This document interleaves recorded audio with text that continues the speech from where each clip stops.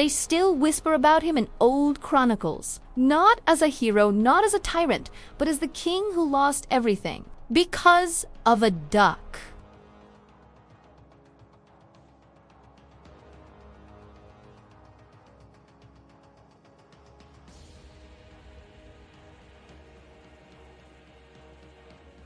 But inside the palace, a heavy silence followed him like a shadow.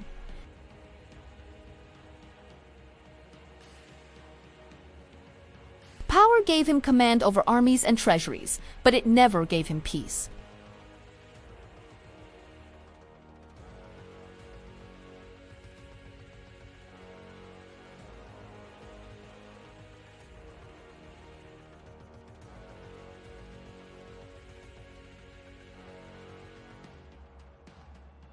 She showed no fear, no ambition. While the entire kingdom clamored for his attention, the duck did nothing at all. And somehow, that was exactly what he needed. Day after day, Charles returned to the pond. He began to speak to the duck, confiding in her as if she understood his every word. He told her of the burdens of the crown, the loneliness of leadership, the emptiness of his gilded life. In the quiet presence of this simple creature, he found a sense of calm that the throne had never, ever given him. Soon, the king's private solace started to spill into his public life. He did something that no one, not even his closest advisors, could have predicted. He summoned the royal goldsmith and ordered a small golden crown to be crafted. It wasn't for a foreign prince or a favored noble. It was for the duck.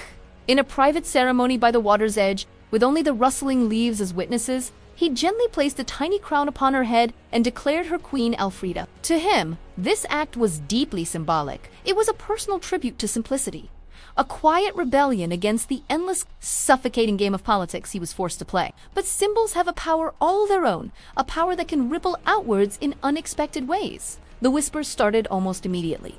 Servants snickered behind heavy tapestries. Court artists, feeling bold, began sketching satirical drawings of a feathered monarch.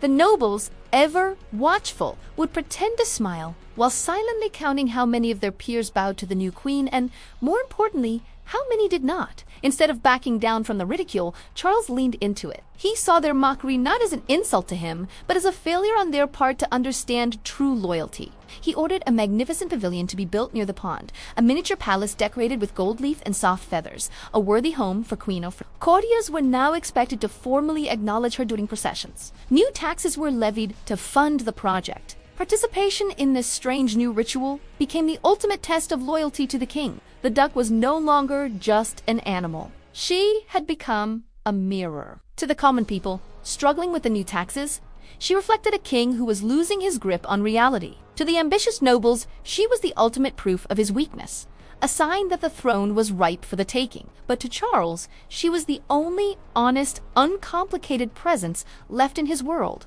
The breaking point arrived at a grand state banquet. The hall was filled with the most powerful figures in the kingdom. As the wine flowed, Charles stood and raised his goblet for a toast. The room fell silent, expecting him to honor his generals, the gods, or a new alliance. Instead, he raised his glass high and declared, "To Queen Elfrida." A tense, awkward silence hung in the air. Then, a few loyalists and sycophants scrambled to their feet, raising their own glasses. But many more remained seated, their faces masks of stone-cold defiance.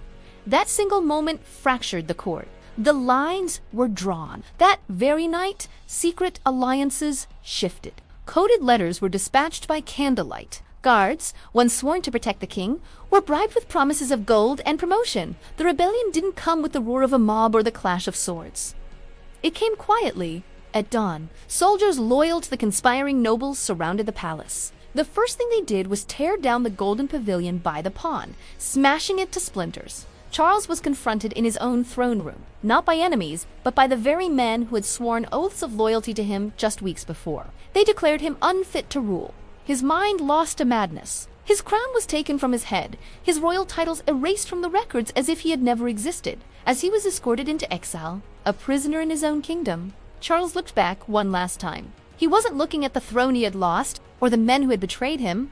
He was looking toward the pond. In the years that followed, the kingdom recovered. A new, more pragmatic ruler sat on the throne. The story of the Duck King became a legend, a strange tale that was half comedy, half cautionary warning. Historians still argue about its meaning. Was King Charles truly mad?